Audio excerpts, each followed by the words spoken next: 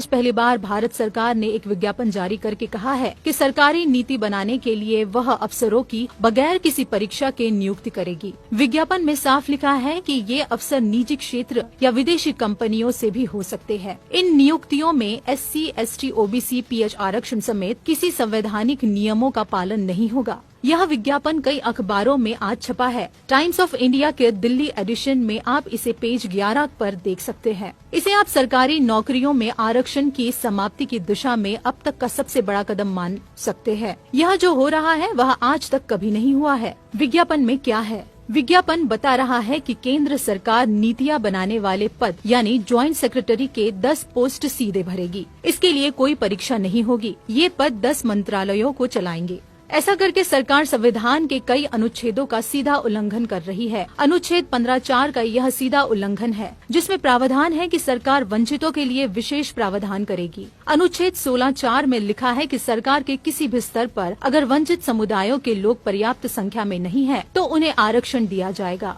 Joint secretary level पर चूंकि SC, ST, OBC के लोग पर्याप्त संख्या में नहीं है, इसलिए उनकी नियुक्ति में आरक्षण न देने का आज का विज्ञापन 16(4) का स्पष्ट उल्लंघन है। अनुच्छेद 15 और 16 मूल अधिकार है, यानी भारत सरकार नागरिकों के मूल अधिकारों के हनन की अपराधी है। इसके अलावा संविधान के अनुच्छेद 315 से 323 में यह बताया गया है कि केंद्र लोक सेवा आयोग यानी UPSC होगा, जो केंद्र और राज्य सरकार के अधिकारियों को नियुक्त करेगा। अनुच्छेद 320 पढ़िए। Article 320 functions of public service commissions. It shall be the duty of the union and the state public service commissions to conduct examinations for appointments to the services of the union and the services of the state respectively. ऐसे में सरकार UPSC को bypass करके और बगैर किसी परीक्षा और आरक्षण के अफसरों को सीधे नीतिगत पदों पर नियुक्त कैसे कर सकती है? मेरा निवेदन है कि यह मामला जटिल है, लेकिन बहुत बड़ा है। आम जनता को इसे समझाने के लिए बहुत मेहनत लगेगी, तभी वह सरकार पर दबाव डालने के लिए आगे आएगी। यह काम समाज के प्रबुद्ध यानी पढ़े लिखे लोगों का है।